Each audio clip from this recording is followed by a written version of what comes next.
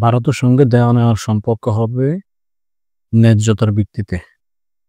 বাংলাদেশ সেনাবাহিনীর প্রধান। ভারতের সঙ্গে দেওয়া-নেওয়ার সম্পর্ক হতে হবে ন্যায্যতার ভিত্তিতে। প্রথম আলোকে দেওয়া এক সাক্ষাৎকারে কথা বলেছেন সেনাপ্রধান জেনারেল ওয়াকারুজ্জামান। এক প্রশ্নের জবাবে তিনি এই মন্তব্য করে বলেন, "ভারত আমাদের গুরুত্বপূর্ণ প্রতিবেশী। আমরা অনেক দিক থেকে ভারতের উপর নির্ভরশীল। আবার ভারতও আমাদের কাছ থেকে সুবিধাও পাচ্ছে। আনুষ্ঠানিক আর অনানুষ্ঠানিক মিলিয়ে ওদের প্রচুর মানুষ বাংলাদেশে কাজ করছে। এদেশ থেকে অনেক মানুষ চিকিৎসার জন্য ভারতে যায়। আমরা তাদের কাছ থেকে অনেক পণ্য কিনছি। কাজেই বাংলাদেশের স্থিতিশীলতার ব্যাপারে ভারতের বিরাট স্বার্থ আছে।" এটা একটা দেওয়া-নেওয়ার সম্পর্ক। ন্যায্যতার ভিত্তিতে হতে হবে এটা। যেকোনো দেশ সবসময় অন্য দেশ থেকে সুবিধা পেতে চাইবে।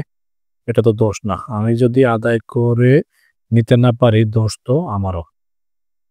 এই বিষয়গুলো দেখতে হবে। আমাদের ন্যায্যতার ভিত্তিতে সুসম্পর্ক বজায় রেখে চলতে হবে। জনগণ যেন কোনোভাবেই মনে না করে ভারত বাংলাদেশের উপর কর্তৃত্ব করছে বা এমন কিছু করছে যা আমাদের স্বার্থের পরিপন্থী। কোনোভাবেই মানুষ যেন এটা না ভাবে।